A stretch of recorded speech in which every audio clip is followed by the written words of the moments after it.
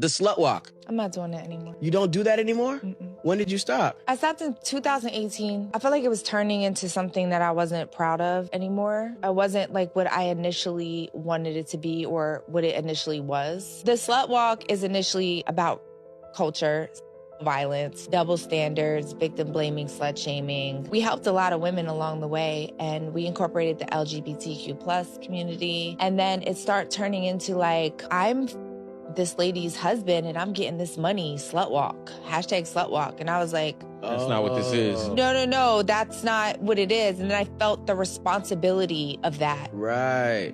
Okay, right now we're on the corner of Hill and 6th Street in downtown Los Angeles talking to the sluts. It is Slut Day. A safe space for women to do what they want, dress how they want to, and I think that's so important, so that's why I'm here. Are you a slut? Yes, I am a slut. What it means to be a slut? It means you're sexually liberated and you feel sexually liberated and you do what you want without feeling ashamed. It's more about yourself, and if guys don't respect you, that's a guy problem, that's not your problem. You're being a slut, like I said, is being sexually liberated. Amber Rose has made this slut walk. You are sexually liberated. I'll never forget you, Hoss.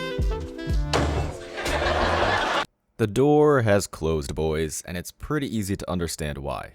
Over the last 2 decades, men have clearly defined what they will and will not tolerate. We are a direct breed, and the guidelines for viability have been made crystal clear. Don't get me wrong, the rule book has always been around. It's just that it was once primarily filled with do's instead of don'ts. 100 years ago, we were on a path for societal improvement. Men didn't have to worry nearly as much about the dating scene because we stood on thousands of years' worth of cultural regulation. The standards had been set. 3s knew they were 3s, 8s knew they were 8s, and we all acted cohesively with the understanding that men and women had designated roles that were not to be infringed. I chose the first clip with Amber Rose, or whatever her name is, here because it shows how far modern women have corroded over the last century. This chick really tried to say that something called the slut walk was once a total success, that it was infidelity that made the parade based on self-indulgence and the collapse of moral values. Women, you called it a slut walk. It was never going to be a good thing. Additionally, it wasn't a net positive to begin with. Highlighting demands and sexualizing everything has never been a recipe for success. It's actually the primary reason men aren't dating anymore, along with many other failures. Before we go further with the video, let me share the comment of the day. Shout out to Just That Dude who shared, "Let's be honest, gym shorts are just underwear." I'm so glad someone else said that. I swear, it's pretty much like wearing underwear to the gym. So thank you for dropping a comment. So please don't forget to reach out to my email to claim your $5. As always, guys, I'll be picking one comment from each video. It could be the funniest, the most liked, or just one that proved a point. So don't forget to leave a comment, and you could be our very next winner tomorrow. So be sure to hit that like and sub button too, as the support helps out the channel a ton. So now let's get right back into the video.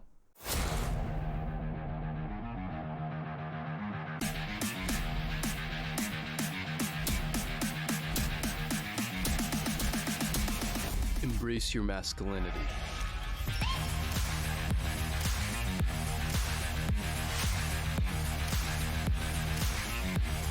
I'm looking for a man in finance with trust fund. 6'5", blue eyes. Finance, trust fund. 6'5", blue eyes. I'm looking for a man. Finance, trust fund. 6'5", blue eyes. Finance, trust fund. 6'5", blue eyes. Excuse me, we're looking for self-entitled people to test our new catapult, and you seem to be perfect. Whenever you're ready, Joey. Oh, great heavens, that's quite far. Remember, guys, thou shalt doeth better. Can I date your friend? No. Wait, why not? He's like not cute. Like, I don't Don't want say that for you. Don't say that. What? I don't want that for you. Like, what fucking weirdo? I'm not what? Cute. You're not cute. Oh. Do you fucking think he's cute? I mean, sorry, like, it's your own choice, but, like, I actually, like, won't talk to you anymore if you say yes. I'm sorry. Yep, let's keep saying feminism isn't a straight up cult. That's going so well. On top of the inflation of standards, it's also reinforced by a mob of women, girls that are naturally impressionable and will do exactly what is expected of them. In systems of the past, the male rulebook was followed pretty much to a T, because we all knew how malleable the female mind could be. The women could live with the family in a chaste manner, and then be offered proposals based on the promise of loyalty until death. Yeah, Women spent a lot of time trying to make this notion sound draconian and evil, but the masculine order never had the problems we see today. I repeat what I said just a minute ago. Women understood their place in society. That's what made dating possible. Even if some simps won't admit it, that is exactly what all men want. It's far from rocket science. To teach the women lessons of submission is to teach a woman to date properly. And to teach a woman to date properly is to teach them how to be a potential wife. All of the links in the chain have to remain intact for this to work. But when you look around, the systems of today don't teach any of these lessons in the West. They're basically non-existent.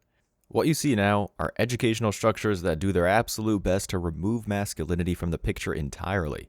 On top of that, women are taught to do everything in their power to dismantle the patriarchy that supported them. Hi, my name is Nikki. I'm studying Latin American women in visual culture. Yeah. Hi, I'm Melanie. I'm studying the unseen body and creative spaces, erasure and exposure of the queer. Yeah. Hey, I'm Nina, and I studied the arts, education, and social justice. Yeah. I'm Joyce. I studied decolonial intimacies, indigenous politics, and resistance. Yeah. I'm Victoria, and I studied remembering or forgetting, navigating international conflict through collective memory. Yeah. Hi, I'm Iman, and I study monstrosity, the subaltern praxis. Or should I say I created it? Yeah. Hi, I'm Nunyala. I'm studying living artfully, art as ritual therapy and pathway to decoloniality. Yeah. I'm Naomi, and I'm studying Black political economy. Yeah. I'm Natalie, and I'm studying fashion history and gender studies. Yeah. Nobody will hire you. All right, y'all. So I seen a man say, ladies, why does our sense of discernment always tell us when a man is being unfaithful, but it never tells us when a man is unhappy? And I ain't gonna lie, it kind of made sense. We don't be seeing that shit coming. We can tell when that mofo is cheating. Ladies, do you want to answer this in the comments? Because I want to know. I'm curious too. How about you let a man answer this one? I'll go first. The reason women can sense a possible lapse in faith is not when a man is unhappy, it's because women have a tendency to split things up into categories unnecessarily. The truth is here that the man looking to leave and the unhappy man are one and the same. Look, every man with two brain cells to rub together cherishes loyalty and reliability. Historically, we voluntarily take bullets to the chest for those qualities. If we didn't feel this way, there wouldn't be any order in the first place. And order is what is required to keep a man interested. It's why this game of separating values contributes to the corrosion I'm referring to. Women will try and reframe dating as this small fun activity that they can do with numerous men at the same time, all while they bed 70% of the participants, thus separating the link between dating and marriage. They believe they all desire, but refuse to work for. What was once a way for both parties to determine each other's value has now become a warped side hustle that will last a maximum of 5 years. Actually, according to the PMC, only about 10% of relationships last more than 2 to 3 years, so even that's a bit generous. Men aren't blind. They see what lies on the other side of this hill if they choose to climb over it, and the message from those who dare to enter is less than profitable. Let's paint a better picture here, shall we? Here we go. Oh, the guy I'm dating is losing interest in me. Let him. Let him be disinterested. Imagine begging a man to stay. If my man ain't trying to crawl up in my asshole and hole up in there and live there, I don't want him. Only reason you should ever be chasing a man is if he stole your purse. It is 2023. We do not chase men. They are not pursuing this pussy, then they don't deserve it. Dying alone, huh? Let me ask you a question. Who's likely to work harder? An employee that has a job that is guaranteed in their tenure, they can't be fired? Or someone whose position is unsure? Who would work harder? Yeah. Probably the person whose position is unsure. 'Cause they want to keep their job. Oh, so wouldn't it be fair to say, by that same analogy, that a girlfriend is probably going to work harder than a wife would? Not necessarily. Why? Yeah, I could, because some women may believe, they're not going to cook for a man until they're, that wife status, or they may not do X, Y, Z or help out in X, Y, Z way until they become a wife. They're given that status of a wife. So, I'm saying. If you're trying to get a job, or if you're in a position and you want to get promoted, wouldn't it be fair to say that you need to do what that position requires before you get the job? if you look at it from a job promotion type standpoint. Yeah, but isn't that what promoting a girlfriend to a wife is? I mean, not Realistically necessarily. speaking, no? And that's why I've been saying and will continue saying about the chain link breaking off here. Women, you're absolutely right. Dating is a job interview. I know I've played with the idea in different ways, but that is the essence of the process if you choose to violently simplify it. Where you fail horribly is how this interview process is supposed to be conducted. Guys, let's be honest. Every real man is a walking, talking, eating, driving, plowing, fighting businessman. From the moment we're able to walk on our own with pudgy feet, society throws the weight of the world on our shoulders. When we run and fall, the world tells us, get up or face the consequences. If we fail in class, there's no kind of government leniency that tries to say math is obsolete in our favor. And when we get fired from a job as adults, most of the planet demands that we search for something new, or there's a nice tent waiting for us under a freeway overpass. By the time we sit across from a woman at a restaurant or cafe, we have picked ourselves up so many times it's impossible to count. Knowing this, I'm sure every man who has marched through the flames successfully has a rational level of pride. And this is why the interview of today cannot and will not be justified. Biologically speaking, though, we are the performers. We are the ones that initiate that mating dance. The only problem is, somewhere along the way, women lost their grip on what it means to provide a solid presentation. Tie in the computer. This guy refused to give me his number. I, 32F, met this guy in his late 20s at my friend's baby shower. I was telling him he looked like a model and he was gorgeous, sexy, beautiful, all of that. He said he was weirded out by the excessive compliments. I'm thinking to myself, damn dude, I'll just call you ugly next time. I was complimenting him a lot when I first saw him because I live in a small town where there are hardly any attractive men, so I was kind of mesmerized by how good he looked. Literally looked like a runaway model. I was probably nervous or something also, and that's why I kept saying how hot he was. My town is so small I legit only see an attractive guy like once every 5 years. He was jaw-drop gorgeous and I was having trouble making eye contact with him, that's how good he looked. I was joking with him and he was like, I appreciate the compliments but you don't have to keep saying it. I get it. Then he proceeded to ask me if I was intoxicated and I jokingly said, why do you want to know if I'm tipsy? You trying to have your way with me in the bathroom or something? He was like, I'm just having a conversation with you. He then kept avoiding me for the rest of the night, which surprised me. I thought that being a bit bold would make him want me, so I took one last attempt at the end of a party. I finally was able to get a moment between the two of us and I asked him for his number so we could talk later. He was a bit jittery and told me he doesn't give his number out to people and kinda just walked off. I was left pretty speechless, and now I'm lost. Where did I go wrong? Again, I'll answer this clearly. You are not the man. This is where the interview session falls off the deep end. Feminists tried to flip dating on its head, calling every president guy a creep and every outspoken masculine woman a hero. But this story, as well as many others, perfectly illustrates the crux of the modern dating method. You don't interview us. We break our backs to be viable, and then we, and we alone, interview you, which is why the whole thing is falling apart. You can't have two masters in the same room. Let's go deeper into this interview analogy Western women love to talk about. Say you saved up a ton of money in your country and want to start a small business. For years, you've been forced to prove yourself at every turn, and now your skills are undeniable. This business needs employees, at least a small number for the initial launch. So you start the interview process by greeting people one by one and taking them into your office to evaluate their abilities. During the first evaluation, you notice that the resume has a large number of businesses listed, each job only lasting a few short months, sometimes even weeks. When you ask why, the interviewer gives you a ton of excuses and says that the bosses were all assholes. This leads you to move on to the next one, but it ain't any better. It appears that the next candidate is already working for 3 other competing companies. When you say that you need total devotion, they explain that they're not willing to commit to a single individual, so you move on to the next one. The third person has a solid resume and no other occupations. Everything seems great, but when you're about to shake hands and close the deal, the potential employee blows it, asking for a raise before the papers are even signed. Now imagine that this trend continues with every person being interviewed. Maybe not in the same order, but different variations of the exact same thing. You try to find people for weeks, but the cycle never ends. As a business owner with extensive knowledge, are you going to just settle or move somewhere where the pickings are better than the bizarre town you're living in? I think the answer to such a question is obvious, but as thousands of cases show, the message of value and who determines it remains lost. So last night I ended things with a guy that in one of my previous videos I had referred to as the most intentional man I've ever spoken to. And it's just really a shame because he really is a great guy. And I wish that I could just make myself have feelings, but I just can't.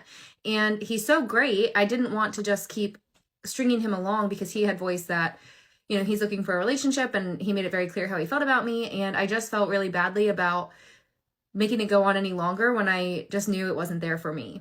And it really just got me to thinking, because usually we talk about how when stuff like this happens and we're on the opposite end of this, like the receiving end of it, it's like, man, what happened? We want to know why. We want to know like all the details. I'm guilty of that 100%. But in this case, if he had asked me for more details, I really don't know that I would have been able to give him many. Besides, it just wasn't there for me. And I know that's hard, but it just kind of gave me a new perspective being on this side of it, how men have talked to me in the past and just said, you know, they're just not feeling it. And it's a shame, but there's really nothing you can do. It's just the name of the game. All it takes is one. So we're back out here again. You're shitting me, right? So you said, look, in retrospect, I wish I had listened more, right? Yeah. And if you could go back and you had listened, would you still be with him? Yeah. Would he still, would there have ever even been the problems that there was that led to that ending? No, if I listened, there wouldn't. So all you had to do was what? Listen. Submit. Hey. That's it. People will say these ridiculous things. I say, submission is slavery. That's insane. Every time you get in the back of a taxi cab, you're submitting. You're putting everything in somebody else's hands to get you from point A to point B. You submit to complete strangers, but you won't submit to your own men.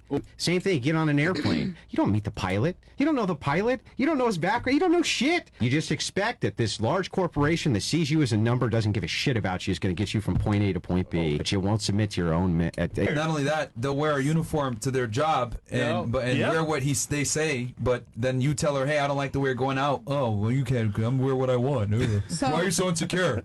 As it says on the old book, the truth will set you free. Modern moral relativists have twisted the words of some of humanity's most sacred concepts. An example of this would be something like, blessed are the meek, for they shall inherit the earth. If you translate this from the original text, it has absolutely nothing to do with weakness. It actually translates roughly to, those who keep their swords sheathed, meaning that strength is morally valuable, but it must be used with prejudice, only being unleashed on those deserving of it. I say this because a similar disease of propagandistic bias that has infected this quote is also infecting the idea of feminine submission. For actual men, the ideal date would be a test of the untainted interpretation of submission, the action or fact of accepting or yielding to a superior force or to the will or authority of another person. Nobody is asking for chains like the feminists claim. Men simply want the natural order to be restored. Men, I'm just so very sad. I'm laughing, but I'm sad. The amount of men who have commented and said they absolutely will not approach a woman anymore is so sad. The reasoning behind it is so kind of all over the place. A lot of men don't want to deal with potential rejection. They say how rude some women can be, like if they just are trying to pay a compliment and a woman's like, I guess has an attitude with them. But at the same time, I'm like, well, how are you complimenting her? Because if it's offensive, then kind of understand. But if it's just a, hey, hello, nice to see you, how's your day? You know, there's no reason to be rude. But at the same time, women are almost conditioned to think any man who steps to them is going to do something that's off kilter. What do we do? Because a lot of us women still look for the chivalrous man, and the chivalrous man is scared to come to the lady who would accept chivalry. I don't know what to do. Well, then, I'll send them a little greeting. Men, be honest, how many of you have completely checked out of dating? What are the reasons why? Dating is so weird nowadays. It's basically a humiliation you're paying for, or like a job interview. Except I have to plan the interview myself, pay for it, arrange transportation and stuff, and I'm the one getting fucking interviewed. And then getting rejected for the smallest reasons like not opening or holding a door, or for not ordering the most expensive food available at the restaurant, or for giving them icks for one of the dumbest reasons ever, like having a different zodiac sign or not being 6'3", or for having a fucking Android. And yes, women have rejected men for having the ick of men using an Android. That's just outrageous. It's like paying a clown to throw pies at your own face. It's the most soul-crushing, time-wasting, and energy-draining thing ever. It's ridiculous. I'm 100% out. What are your thoughts on dating? Share in the comments and please follow for more. You're out, I'm out, and I think I can speak for the Man Guide family here. We're all out. Building on the quote I shared a second ago, a writer I really admired when I was young once said, "The truth will set you free, but not until it is finished with you." Usually I'm not this spiritual with my work here, but ladies, there's no other way to say it. Men are the shepherds, and this emptiness you progressively feel when every high-value man exits is your penance for rejecting the staff and guiding the herd in the wrong direction. Maybe, to some degree, a handful of Western women have realized everything went too far. But just like the slut walk at the start, going far was never really the core of the issue. The real story is that you went in the wrong direction, and I don't see any men willing to follow you.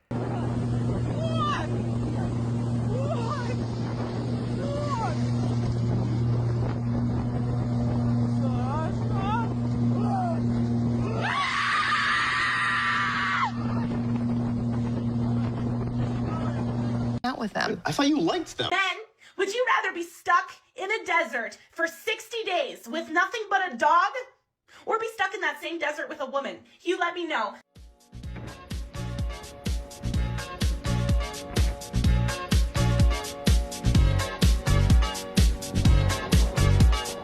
Now this is a trend I can get behind. Grizzle grizzle.